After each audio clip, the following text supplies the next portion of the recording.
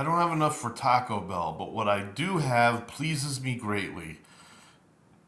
As I was saying before, I think I have every Forgotten Realms box set, even the smaller ones. This one here is called City of Splendors, and this was published after, um, let's see, I think it was FR1 Water Deep and the North and City System were published, and this expanded on those two current sets. There must have been books published and some other things. Maybe there was a campaign happening that increased the size of it. So I guess they decided to reuse some of the artwork. Here is the book of Adventurer's Guide to the City. And this book here is, or I should say, the artwork on top of the book was definitely reused from that city system, which I don't know if it's rare or not. I'm just telling you that they've used it before, and this might be the same book somewhat with improvements. Um, in a Adventuring in Water Deep, this was made for the players, but I don't think you want to release all this information at once, especially depending on the players' levels. Um,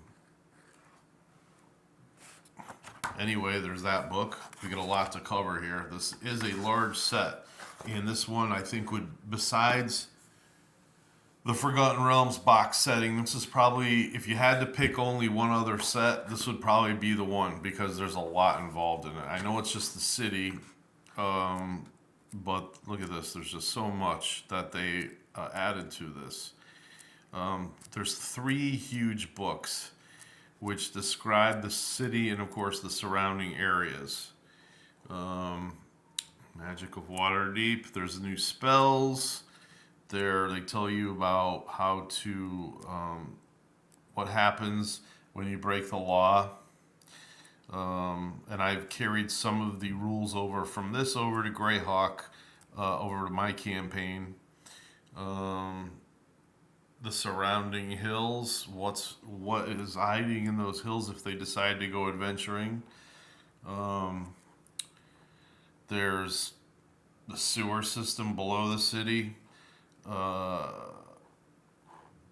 Places of interest and danger. So they've thought of everything, and this is an early box set. So you could really use this for several years before finally the players would get bored, maybe, or you decide to run the campaign from another area. Or who knows, maybe by that time they've gotten wealthy and really they want to purchase or given land close by, so they can protect it and build on it themselves. This artwork again was used from another set, and I never noticed it until now, until I started going through the sets. Um, but yeah, this right here, they just kind of republished a lot of information that was already out there, but added to it, of course. Whether it was inns, whether it was notable thieves and things that would happen to adventurers if they were not careful, guilds. Whoops. There are all sorts of organizations that have crests. Um, Maybe they're mercenary types. There's just lots of things to digest here that are not in the original. Oh my God, there's just so much. It's crazy. Yeah, there's a lot of guilds and things that groups that you could join, whether for good or bad. They each have their hands in the system trying to get the best for themselves. Secrets of the City, Book 4 of the City of Splendors. Uh, it's probably something that had to be quickly added before they publish it, so they put it in that smaller 16-page book. There's a bunch of monsters here. Um, these are called the Cursed. And again, I say it's an early part of the game design because they published things on these pages here that had holes pre-cut so you could fit it into binders. I'm trying to get at these pages, but they're not coming off easy. Look at that. It's like a flying badger, for God's sakes. That's crazy. There's something here called a greater doppelganger. What is that? Ragamuffin? Oh boy. Maybe with a little bit of a tongue-in-cheek spell difference. There's a bunch of maps here. I don't know if these are the best maps of Waterdeep ever made, but because it was so popularly used in books, novels, and other treatments, that there's a lot here. Let's see. There are actually, I think, 4 or 6 maps here. I don't think I can get this unfolded. Not easily anyway. Let's see, you always get these cards here.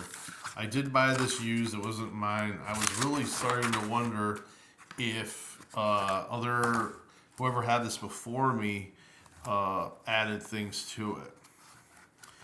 But just huge maps. Somebody really went off. And then they give you some city streets that are, I guess, important. And they must have actually built a city and then took pictures of it, because these are probably models that they had made and then just took a nice photo of it. There's a couple other things here. What does it say? The Thirsty something. The Thirsty Throat Tavern. Probably shows the DM everything there. And again, look at this. There's just more and more maps. Again, these are those pictures of the city that they had built.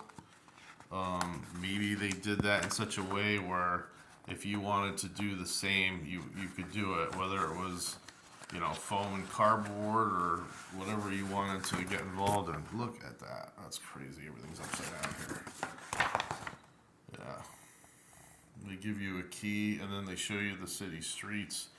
There are some interesting views. They show the miniatures on there. Let's see if I can open this fully. I don't think I've opened these at all ever. Again, I'm not a Forgotten Realms guy. I'm a Greyhawk. But I've picked these up over years, especially if they were made available to me and, if they were cheap enough. So that's it. I'll show you the back a little bit of this. And again, they kind of cover the thing that they made and took pictures of. But this is everything involved. Let's see. You got a 128-page book, 96, 64, and then 16-page book. And then you get the 6 poster maps, and then 16 pages of Monstrous Compendium to add to your thing there. I don't know if I had 16 pages there. It looked a little light. But yeah, pretty good there. Good night.